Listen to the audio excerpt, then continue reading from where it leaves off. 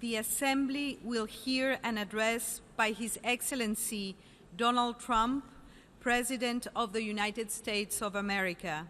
I request protocol to escort His Excellency.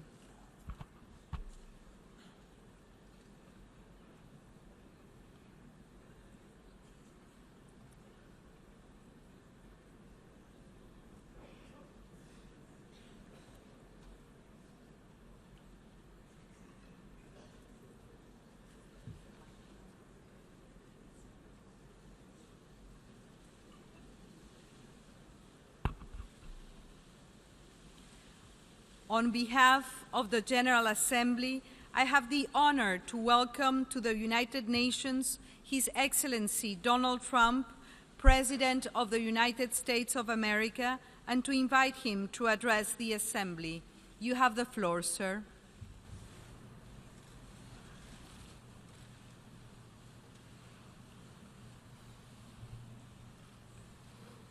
Madam President, Mr. Secretary General, world leaders, ambassadors, and distinguished delegates. 1 year ago, I stood before you for the first time in this grand hall.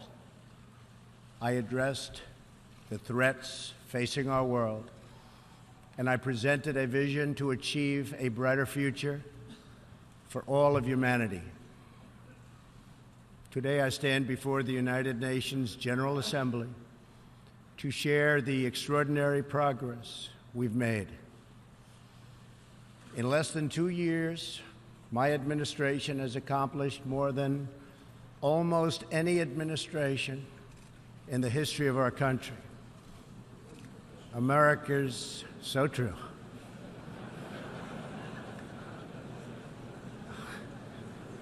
Didn't expect that reaction, but that's okay.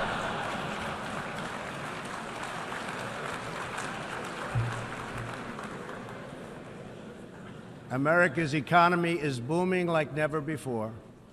Since my election, we've added $10 trillion in wealth. The stock market is at an all-time high in history, and jobless claims are at a 50-year low. African American, Hispanic American, and Asian American unemployment have all achieved their lowest levels ever recorded. We've added more than 4 million new jobs, including 500,000 manufacturing jobs. We have passed the biggest tax cuts and reforms in American history. We've started the construction of a major border wall, and we have greatly strengthened border security. We have secured record funding for our military, $700 billion this year, and $716 billion next year. Our military will soon be more powerful than it has ever been before. In other words, the United States is stronger, safer, and a richer country than it was when I assumed office less than 2 years ago. We are standing up for America and for the American people, and we are also standing up for the world. This is great news for our citizens and for peace-loving people everywhere.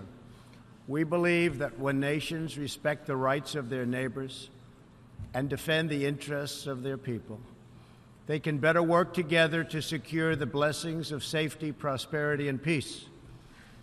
Each of us here today is the emissary of a distinct culture, a rich history, and a people bound together by ties of memory, tradition, and the values that make our homelands like nowhere else on earth. That is why America will always choose independence and cooperation over global governance, control, and domination. I honor the right of every nation in this room to pursue its own customs, beliefs, and traditions. The United States will not tell you how to live or work or worship. We only ask that you honor our sovereignty in return. From Warsaw to Brussels to Tokyo to Singapore, it has been my highest honor to represent the United States abroad. I have forged close relationships and friendships and strong partnerships with the leaders of many nations in this room, and our approach has always yielded incredible change. With support from many countries here today, we have engaged with North Korea to replace the specter of conflict with a bold and new push for peace. In June, I traveled to Singapore to meet face-to-face with North Korea's leader, Chairman Kim Jong-un. We had highly productive conversations and meetings, and we agreed that it was in both countries' interest to pursue the denuclearization of the Korean Peninsula. Since that meeting, we have already seen a number of encouraging measures that few could have imagined only a short time ago. The missiles and rockets are no longer flying in every direction. Nuclear testing has stopped. Some military facilities are already being dismantled. Our hostages have been released, and as promised, the remains of our fallen heroes are being returned home to lay at rest in American soil. I would like to thank Chairman Kim for his courage and for the steps he has taken, though much work remains to be done. The sanctions will stay in place until denuclearization occurs. I also want to thank the many member states who helped us reach this moment, a moment that is actually far greater than people would understand, far greater, but for also their support and the critical support that we will all need going forward. Special thanks to President Moon of South Korea, Prime Minister Abe of Japan, and President Xi of China. In the Middle East, our new approach is also yielding great strides and very historic change. Following my trip to Saudi Arabia last year, the Gulf countries opened a new center to target terrorist financing. They are enforcing new sanctions, working with us to identify and track terrorist networks, and taking more responsibility for fighting terrorism and extremism in their own region. The UAE, Saudi Arabia, and Qatar have pledged billions of dollars to aid the people of Syria and Yemen, and they are pursuing multiple avenues to ending Yemen's horrible, horrific civil war. Ultimately, it is up to the nations of the region to decide what kind of future they want for themselves and their children. For that reason, the United States is working with the Gulf Cooperation Council, Jordan, and Egypt to establish a regional strategic alliance so that Middle Eastern nations can advance prosperity, stability, and security across their home region. Thanks to the United States military and our partnership with many of your nations, I am pleased to report that the bloodthirsty killers known as ISIS have been driven out from the territory they once held in Iraq and Syria. We will continue to work with friends and allies to deny radical Islamic terrorists any funding, territory, or support, or any means of infiltrating our borders. The ongoing tragedy in Syria is heartbreaking. Our shared goals must be the de-escalation of military conflict, along with a political solution that honors the will of the Syrian people.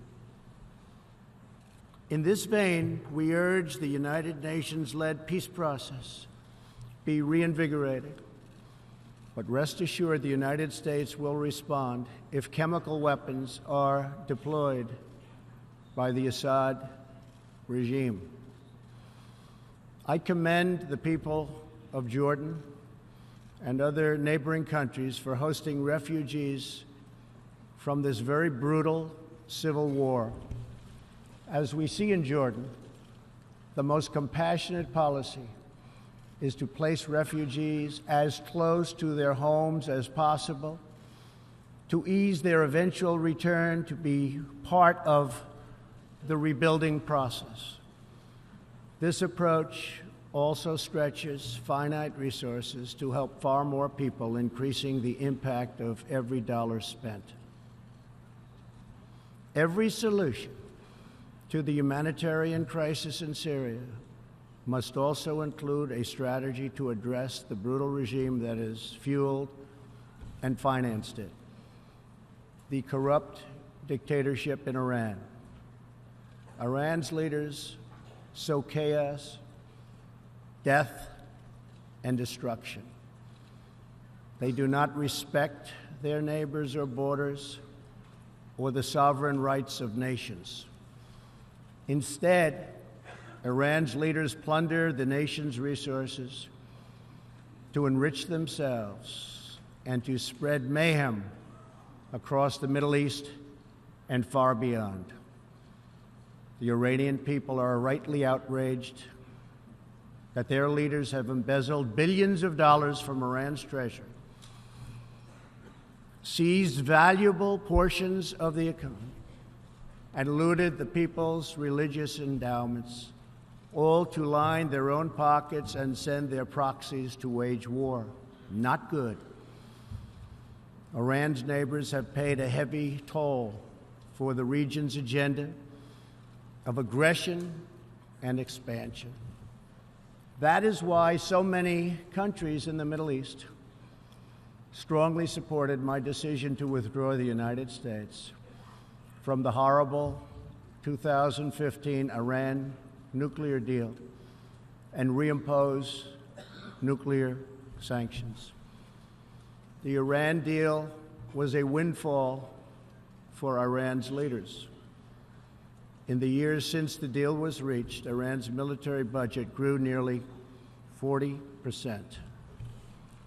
The dictatorship used the funds to build nuclear-capable missiles, increase internal repression, finance terrorism, and fund havoc and slaughter in Syria and Yemen. The United States has launched a campaign of economic pressure to deny the regime the funds it needs to advance its bloody agenda. Last month, we began reimposing hard-hitting nuclear sanctions that have been lifted under the Iran deal. Additional sanctions will resume November 5th, and more will follow. And we are working with countries that import Iranian crude oil to cut their purchases substantially. We cannot allow the world's leading sponsor of terrorism to possess the planet's most dangerous weapons. We cannot allow a regime that chants death to America and that threatens Israel with annihilation to possess the means to deliver a nuclear warhead to any city on earth. Just can't do it. We ask all nations to isolate Iran's regime as long as its aggression continues. And we ask all nations to support Iran's people as they struggle to reclaim their religious and righteous destiny. This year, we also took another significant step forward in the Middle East in recognition of every sovereign state to determine its own capital. I moved the U.S. Embassy in Israel to Jerusalem. The United States is committed to a future of peace and stability in the region, including peace between the Israelis and the Palestinians.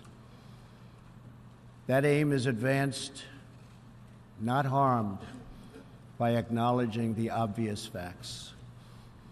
America's policy of principled realism means we will not be held hostage to old dogmas, discredited ideologies, and so-called experts who have been proven wrong over the years, time and time again.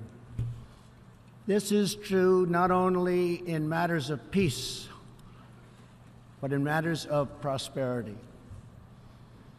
We believe that trade must be fair and reciprocal. The United States will not be taken advantage of any longer. For decades, the United States opened its economy, the largest by far on earth, with few conditions. We allowed foreign goods from all over the world to flow freely across our borders. Yet, other countries did not grant us fair and reciprocal access to their markets in return. Even worse, some countries abused their openness to dump their products, subsidize their goods, target our industries, and manipulate their currencies to gain unfair advantage over our country. As a result, our trade deficit ballooned to nearly $800 billion a year. For this reason, we are systematically renegotiating broken and bad trade deals. Last month, we announced a groundbreaking U.S.-Mexico trade agreement. And just yesterday, I stood with President Moon to announce the successful completion of the brand new U.S.-Korea trade deal. And this is just the beginning. Many nations in this hall will agree that the world trading system is in dire need of change. For example, countries were admitted to the World Trade Organization that violate every single principle on which the organization is based. While the United States and many other nations play by the rules, these countries use government-run industrial planning and state-owned enterprises to rig the system in their favor.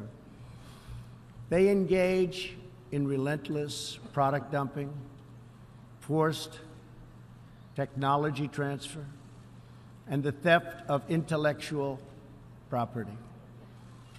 The United States lost over 3 million manufacturing jobs, nearly a quarter of all steel jobs, and 60,000 factories after China joined the WTO.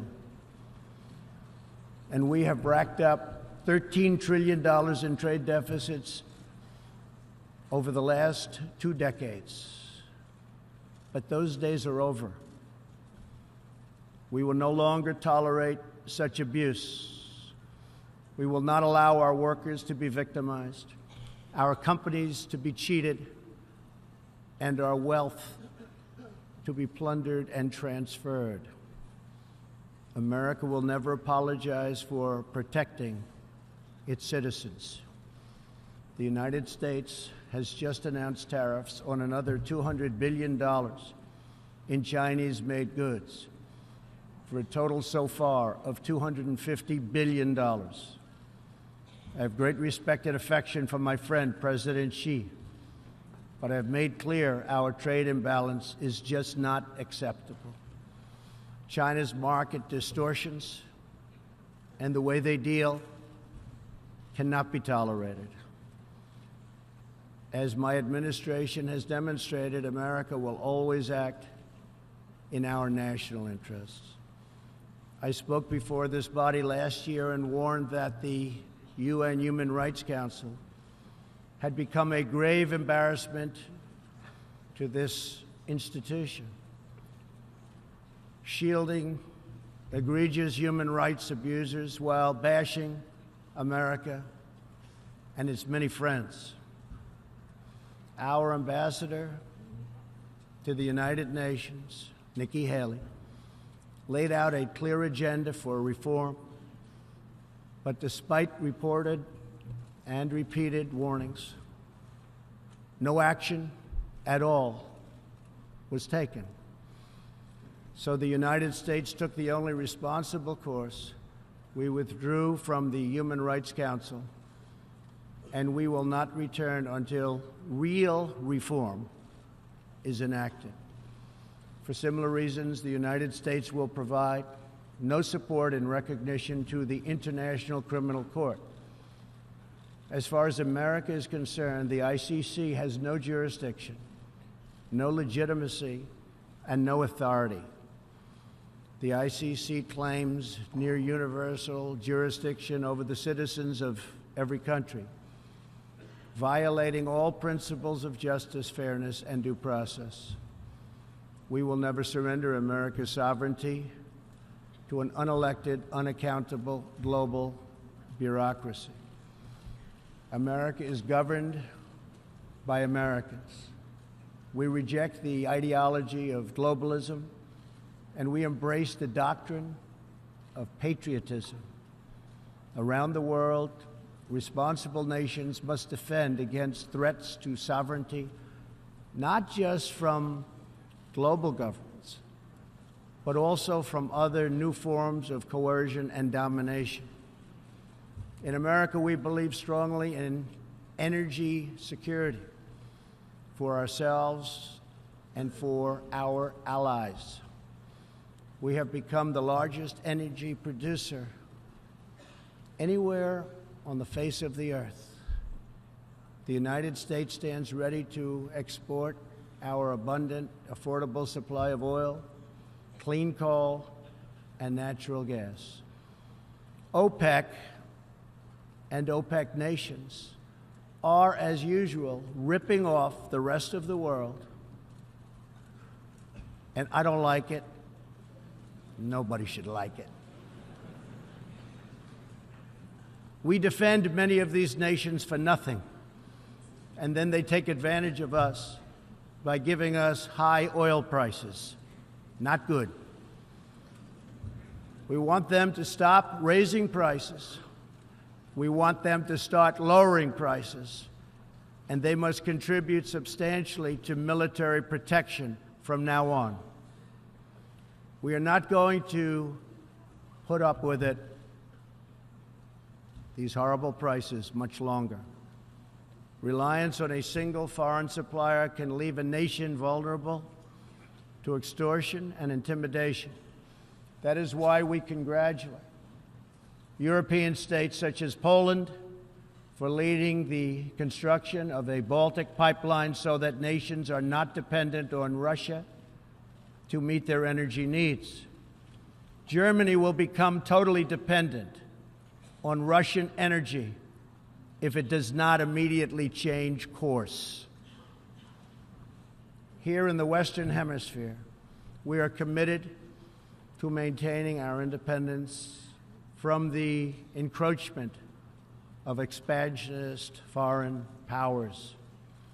It has been the formal policy of our country since President Monroe that we reject the interference of foreign nations in this hemisphere and in our own affairs.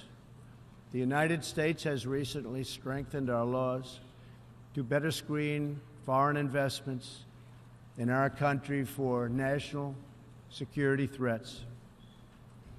And we welcome cooperation with countries in this region and around the world that wish to do the same. You need to do it for your own protection. The United States is also working with partners in Latin America to confront threats to sovereignty from uncontrolled migration. Tolerance for human struggling and human smuggling and trafficking is not humane. It's a horrible thing that's going on at levels that nobody has ever seen before. It's very, very cruel. Illegal immigration funds criminal networks, ruthless gangs, and the flow of deadly drugs. Illegal immigration exploits vulnerable populations, hurts hardworking citizens, and has produced a vicious cycle of crime, violence, and poverty. Only by upholding national borders, destroying criminal gangs, can we break this cycle and establish a real foundation for prosperity. We recognize the right of every nation in this room to set its own immigration policy in accordance with its national interests, just as we ask other countries to respect our own right to do the same, which we are doing. That is one reason the United States will not participate in the new global compact on migration.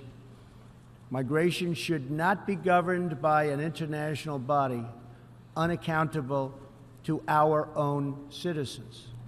Ultimately, the only long-term solution to the migration crisis is to help people build more hopeful futures in their home countries, make their countries great again. Currently, we are witnessing a human tragedy, as an example, in Venezuela. More than 2 million people have fled the anguish inflicted by the socialist Maduro regime and its Cuban sponsors. Not long ago, Venezuela was one of the richest countries on earth. Today, socialism has bankrupted the oil-rich nation and driven its people into abject poverty. Virtually everywhere socialism or communism has been tried, it has produced suffering, corruption, and decay. Socialism's thirst for power leads to expansion, incursion, and oppression.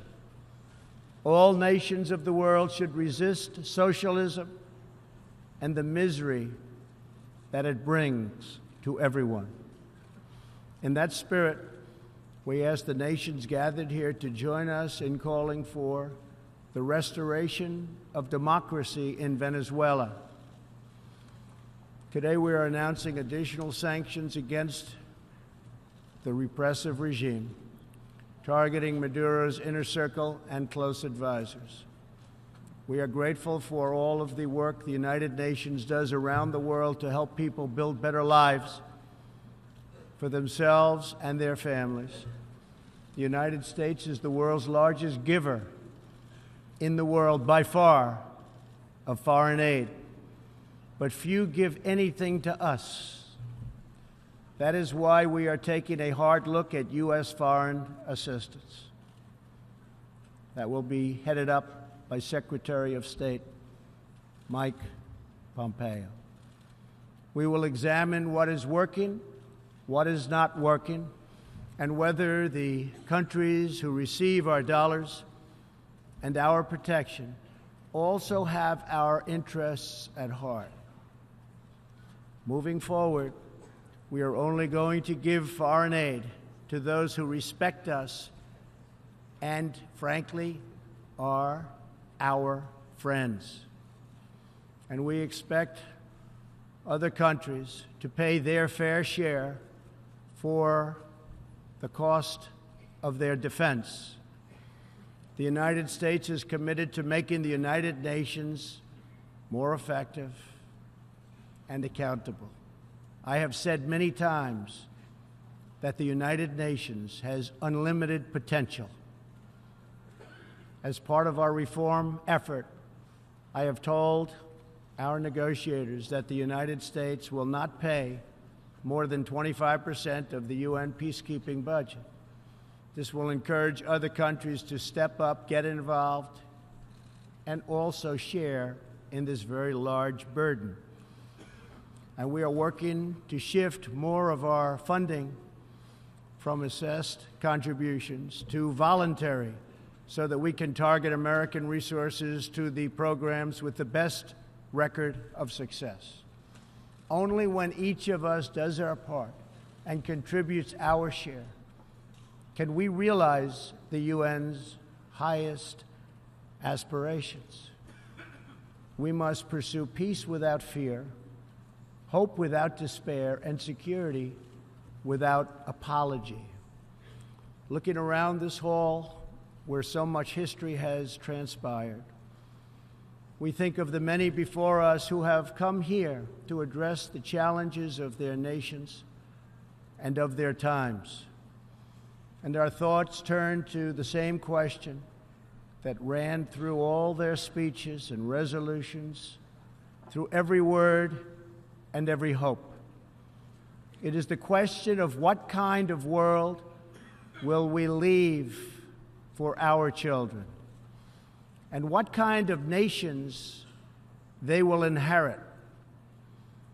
The dreams that fill this hall today are as diverse as the people who have stood at this podium, and as varied as the countries represented right here in this body are. It really is something. It really is great, great history. There is India, a free society, over 1 billion people, successfully lifting countless millions out of poverty and into the middle class. There is Saudi Arabia, where King Salman and the Crown Prince are pursuing bold new reforms. There is Israel, proudly celebrating its 70th anniversary as a thriving democracy in the Holy Land. In Poland, the great people are standing up for their independence, their security, and their sovereignty. Many countries are pursuing their own unique visions, building their own hopeful futures, and chasing their own wonderful dreams of destiny, of legacy, and of a home.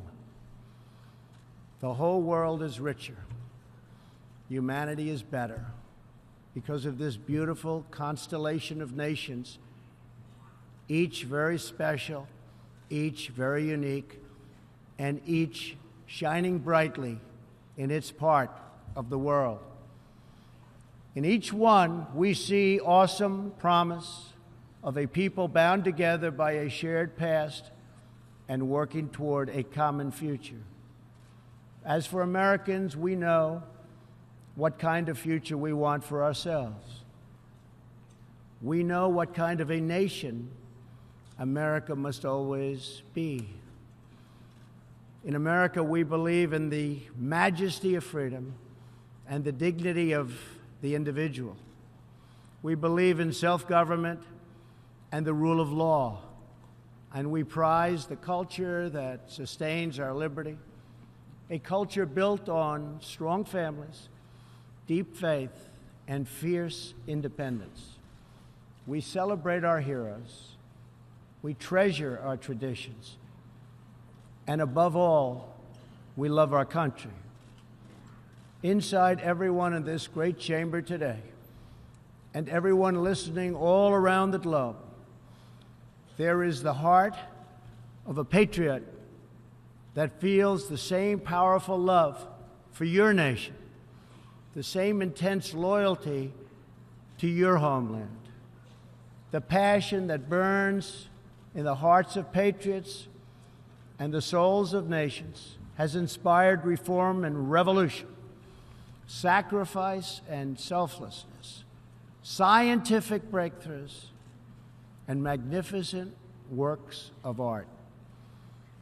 Our task is not to erase it, but to embrace it, to build with it, to draw on its ancient wisdom, and to find within it the will to make our nations greater, our region safer, and the world better. To unleash this incredible potential in our people, we must defend the foundations that make it all possible. Sovereign and independent nations are the only vehicle where freedom has ever survived, democracy has ever endured, or peace has ever prospered.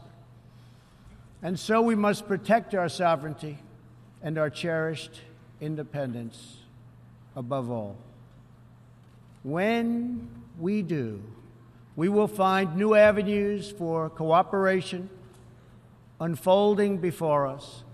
We will find new passion for peacemaking rising within us. we will find new purpose, new resolve, and new spirit flourishing all around us and making this a more beautiful world in which to live. So together, let us choose a future of patriotism, prosperity, and pride. Let us choose peace and freedom over domination and defeat. And let us come here to this place to stand for our people and their nations, forever strong, forever sovereign, forever just, and forever thankful for the grace and the goodness and the glory of God. Thank you, God bless you, and God bless the nations of the world. Thank you very much. Thank you. On behalf of the General Assembly, I wish to thank the President of the United States of America for the statement just made. May I request representatives to remain seated while we greet the President, after which the meeting will stand suspended for 5 minutes before resuming to hear the next speaker.